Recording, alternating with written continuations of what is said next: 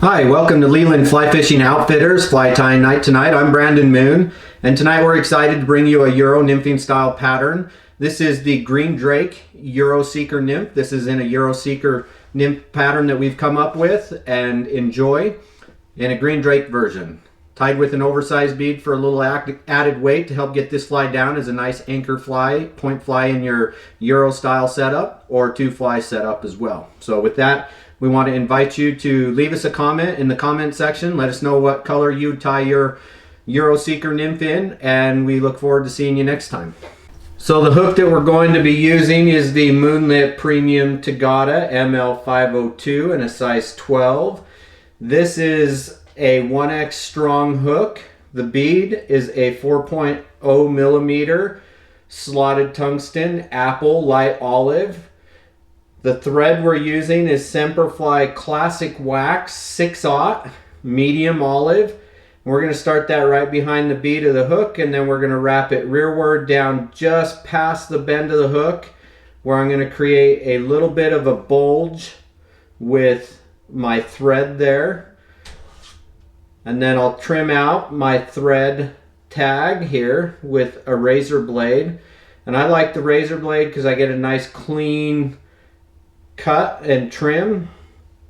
Here we'll take SemperFly Goose Biot in olive, and I'm going to use the natural curvature of this Biot to go away from the hook shank. We'll measure that to be about 1/2 to 3/4 the length of the hook shank. I'm going to pin it in place and tie that down with 2 securing wraps, one in front to lock it in and then over the top again. Now I'll take another Goose Biot with the curvature going away from the hook again, measured to be the same length. Pinch it in place, and I'm going to take some wraps, and I'm just kind of pulling that tight as I pinch it so that it doesn't move and holds it in place. And we'll just wrap forward a little bit. Once that's secured and tightened in, I'll trim out the Goose Biots right behind the bead there so that I can wrap this up into the bead and create a nice smooth underbody. So you can see we're just kind of creating some wraps to secure that down all the way up to the bead.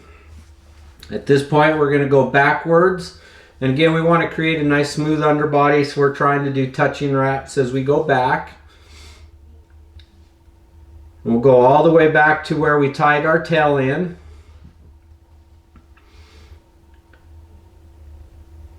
At this point we're going to take SemperFly's 3mm Perfect Quill in olive yellow. We're going to use that darker edge tie that in on the bottom. It's measured so that it's going to be secured all the way up to the bead of the hook there. We'll just go and secure that all the way in. And as we tie this in, the sticky side also goes towards the thread and the hook. So we're going to go back 2/3 forward all the way, and then we'll go back halfway, and then forward again. And then we'll go back 1/3 and then forward again. And this is going to create a little bit of a taper to this body. Still going to be nice and slender, but with a little bit of a taper profile. Half hitch that, and then we'll take our Perfect Quill. This is a synthetic quill. The sticky side is going to go to the hook, and the darker ridge on the back side, you can see it's just wrapping and creating that nice quill-bodied look effect. You can change the color of the quill to look different with a lighter thread or the darker thread.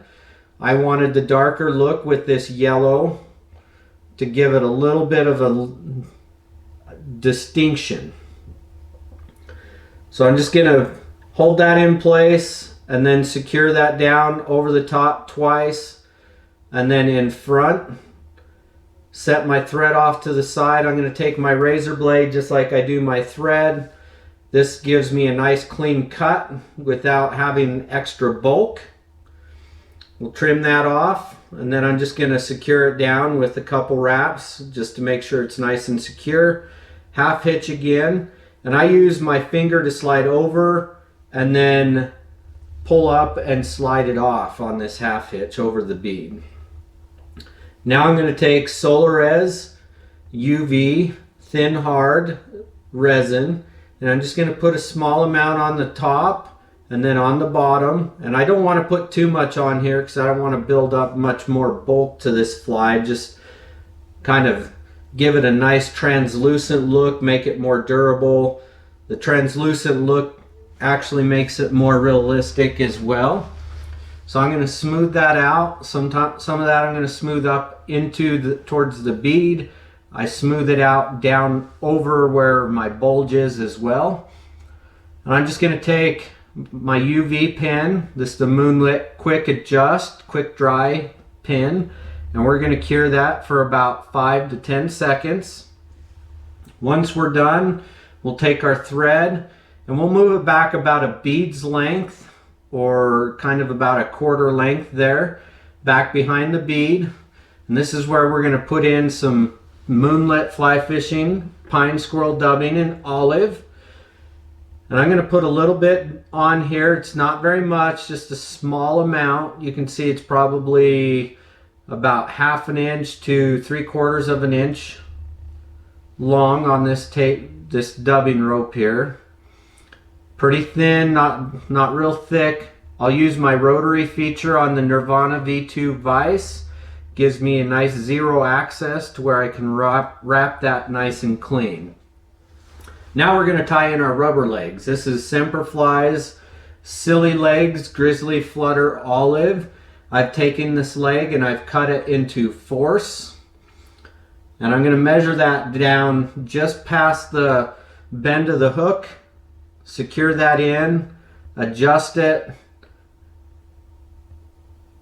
over the top, and then pull that leg back and lock it in front over the top again. This is just going to secure that leg in. Now I'll take the other side and we'll measure so that it's just about the same length.